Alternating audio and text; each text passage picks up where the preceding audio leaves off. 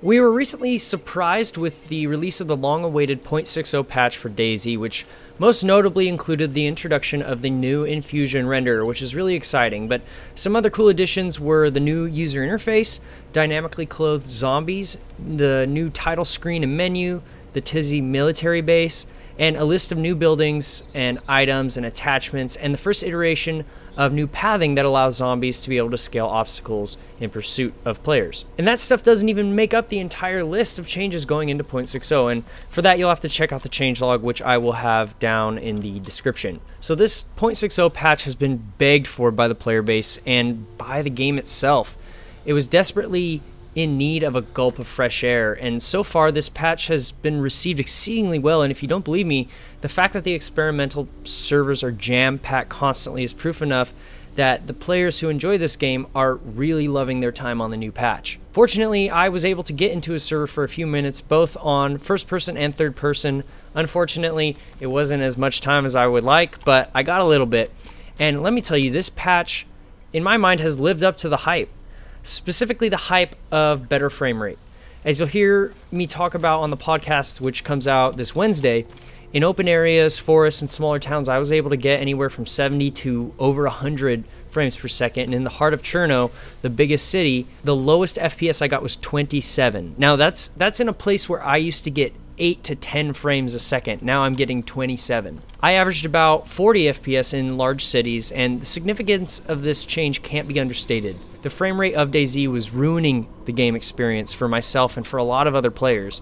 I have over 550 hours in DayZ, spanning over the life of the alpha, and the number one complaint has always been FPS. It not only made combat stunted and clunky and unsatisfying, really unsatisfying, it made just playing the game, doing the basics, a struggle. I think it's safe to say that most players who have any significant amount of time in DayZ won't argue that the game ran like freaking garbage pretty much all the time, and their commitment came from the promise of the fabled new renderer and a love for the game's concept rather than the game itself and the state it was in. It's been really frustrating to see all the hate that has been thrown towards DayZ and the development team, and I'm not saying that for hyperbole.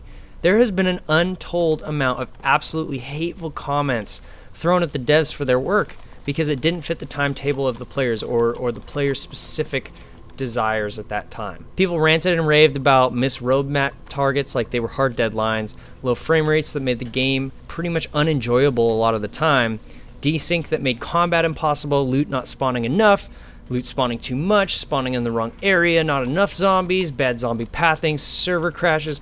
The list goes on and on and on and on and on. And while this was happening, there were other games that touted themselves as DayZ killers, and they fed off of this somewhat undeserved resentment that DayZ received and exploited customers and revealed themselves to be just terrible cash grabs. 0.60 in my mind goes to show that the patience of the loyal players has paid off. The jam-packed servers show that, and when you actually get into one of the servers, you immediately notice the improvement in FPS and playability. It's pretty remarkable how stark of a difference it is. That improvement alone makes me want to play the game for hours on end again, and it isn't even including all the other changes. Once things get fixed, the past problems are instantly forgotten and replaced by the imprint of the current state of the game. There's a lot of arguments people can make against DayZ, but in the end, when the game is finished, I believe all those will be distant memories, and those who initially berated the game and its developers will recognize that it's the best game of its kind. Unfortunately, DayZ and discussion around it has become such a freaking can of worms that if you support the game, you're labeled a mindless fanboy, and if you dislike the game, you're a moron who's too simple-minded to understand the pace at which games are made and the mixture of developmental progression and regression that will inevitably occur.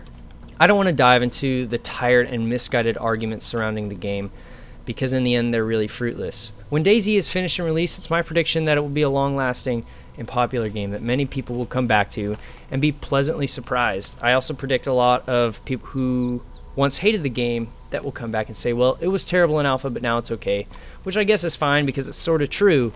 But it still is a little bit frustrating. If I'm wrong about all this, I will totally eat crow for it. If DayZ ends up being a total failure, I will be the first to admit I'm wrong. But 0.60 confirmed for me that it's not a waste of time to have some faith in Bohemia Interactive and with this title.